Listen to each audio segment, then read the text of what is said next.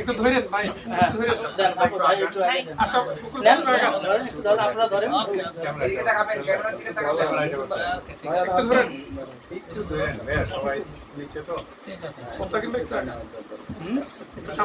সামনে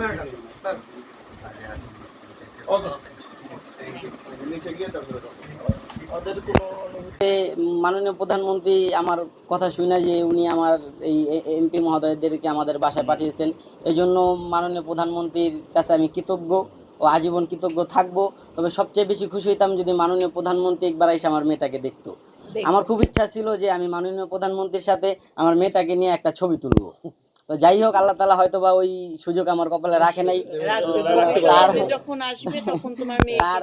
তার পরবর্তীতে মাননীয় এমপি মহোদয়েরা আসছেন, ওনাদের সাথে ছবি তোলার মতো বা ওনাদের সামনে দুটো কথা বলার মতো যে আল্লাহ তাআলা আমার সুযোগ করে দিয়েছেন। এই জন্য আমি মহান রব্বুল আলমিনের দরবারে লাখো কোটি শুকরিয়া আদায় করি। ও মহান রব্বুল আলমিন আমার যে এত বড় একটা ইনজুরি হওয়ার পরও যে আমার আল্লাহ তাআলা পরপর তিনটা অপারেশন হওয়ার পর যে আল্লাহ তাআলা আমার বাঁচিয়ে রাখছেন, আমার যে হায়াত ছিল বা আমার আল্লাহ তাআলা বাঁচিয়ে রাখছেন, আপনাদের এই মিডিয়ার সামনে আজকে কথা বলার মতো সুযোগ করে দিয়েছেন, যাদের মাধ্যমে আমি তাদের প্রতিও আজীবন কৃতজ্ঞ। ও এই মিডিয়ার কাছে আমি আর লাস্ট একটা আবেদন, যে এই মাননীয় তারেক রহমান আমাদের প্রধানমন্ত্রী, ওনার কাছে আমার বিশেষ করে একটা আবেদন যে উনি যাতে আমাদের দিকে একটু খেয়াল রাখেন, ইভেন কি আমাদের একটা কর্মসংস্থানের ব্যবস্থা করে দেন। কারণ আমরা যে কতটা মানে হতাশাগ্রস্তভাবে জীবনযাপন করতেছি, এটা হয়তো বা কারোর ভাষায় প্রকাশ করতে পারবো না। মাননীয় প্রধানমন্ত্রীর কাছে আমার বিনীত আবেদন, তিনি যেন আমাদের একটি কর্মসংস্কার এবং কি একটা চাকরির ব্যবস্থা করে দেন। মাননীয় এমপি মহোদয় নিপুণ দিদি, উনি আমার একটা সিভি করাইছেন, ইভেন কি উনি আশ্বাসও দিয়েছেন যে তোমার একটা সরকারি চাকরি আমরা করে দিব ইনশাআল্লাহ। তো এই বলেই আমি আমার বক্তব্য। তার সদ্য নবজাত সন্তান আপনার 1 মাস হয়েছে, তিনি যখন চায়না সফরে গিয়েছিলেন, রাষ্ট্রীয় সফরে, তখন তিনি শুনতে পেয়েছেন যে সুজনের কন্যা সন্তান হয়েছে এবং সে প্রধানমন্ত্রীর কাছে তিনি তার বার্তা মানে সুসংবাদের বার্তা পৌঁছে দিয়েছেন এবং দোয়া চেয়েছেন। মাননীয় প্রধানমন্ত্রী তাৎক্ষণিকভাবে তিনি সিদ্ধান্ত গ্রহণ করে এই বিএনপি পরিবারকে পাঠিয়েছেন কেরানীগঞ্জে সুজনের পরিবারের পাশে এই সুখটা আনন্দটাকে ভাগাভাগি করে নেওয়ার জন্য। এবং একই সাথে তিনি আমাদেরকে নির্দেশনা দিয়েছিলেন সকল জুলাই যোদ্ধাদের পাশে দাঁড়ানোর জন্য। আমিও তখন কারাগারে ছিলাম 24শে জুলাই আন্দোলনে।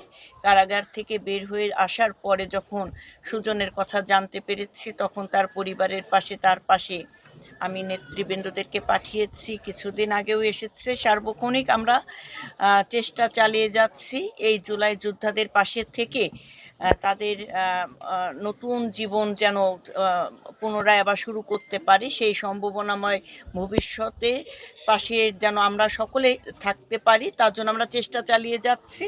মাননীয় প্রধানমন্ত্রীর নেতৃত্বে আশা করছি এভাবে করেই শুধু জুলাই যোদ্ধা না, সকল মুক্তিযোদ্ধা পরিবার এবং বাংলাদেশে নিপীড়িত নির্যাতিত সকল পরিবারের পাশে আমরা সবাই বিএনপি পরিবারের পক্ষ থেকে মাননীয় প্রধানমন্ত্রীর নির্দেশনায় নেতৃত্বে আমরা দেশ এবং জনগণের পাশে থেকে কাজ করব। ধন্যবাদ সবাইকে। কর্মী, প্রত্যেকটা সংগঠন, সব জায়গায় কিন্তু আমরা মানবতার কাজ করে যাচ্ছি এবং ওনার মানবতার যে নিদর্শনগুলো আমরা দেখছি, যে নিদর্শন দেখছি, এর অতীতে কখনো আমরা দেখিনি।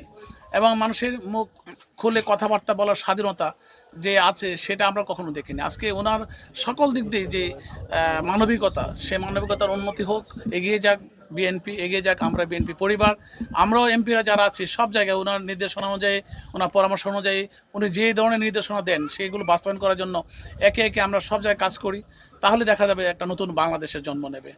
আজকে যে বাংলাদেশটা আমরা দেখতে পাচ্ছি, সেই বাংলাদেশটাই দেখা যাচ্ছে যে একটা ছোট্ট একটা টিকটকার বা ছোট্ট একটা কন্টেন্ট ক্রিয়েটর একটা মন্তব্য করলো, ওনার চোখে আসলে দেখা যায় যে সেটা নিয়ে আমরা রিয়্যাক্ট করি না। আমরা করি কি, তার একটা ব্যবস্থাপনা করি, একটা ম্যানেজমেন্ট করি, যেটা আগে ছিল না।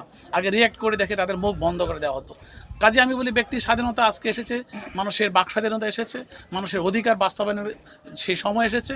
আপনারা দোয়া করবেন মাননীয় প্রধানমন্ত্রীকে আল্লাহ দীর্ঘায়ু করুক, যাতে করে আমরা ওনার নেতৃত্বে আগামী দিন এই কাজগুলো চালিয়ে যেতে পারি। এটা একটা জাস্ট একটা উদাহরণ। এরকম কিন্তু আমরা ওনার নির্দেশে হাজার হাজার কাজ করেছি, কিন্তু আমরা নিউজে কখনো আসিনি, কারণ উনি কখনো প্রচার পক্ষে না, প্রচার বিমুখ মানুষ। তবে যাই হোক, এই জিনিসগুলো করার উদ্দেশ্য একটাই যে আমাদের যারা আমরা সমাজে আছি সবাই যাতে আমরা এই জুলাই যোদ্ধা সহ যারা অসহায় নিপীড়িত নির্যাতিত মানুষ আছে তাদেরকে সম্মান করি, তাদের পাশে দাঁড়াই এবং সমাজটাকে আমরা সম্মানজনক করি, নিজের সম্মানিত হই। যাই হোক, আমি বেশি কিছু বলবো না, আমি এতটুকু বলবো এই সুন্দর এই ফুটফুটে বাচ্চাটা দেখতে পেরে, এই পরিবারের পাশে দাঁড়াতে পেরে আমি নিজেকে গর্ববোধ করছি। ধন্যবাদ জানাই আমাদের এখানকার মাননীয় সংসদ সদস্য নিমু রায় চৌধুরীকে এবং মিথুন ভাইকে, মিডিয়া ভাইকে এবং আমরা বিএনপি পরিবারের সদস্য সবাইকে। আসসালামু আলাইকুম। না, এটা দেখানো দরকার নাই।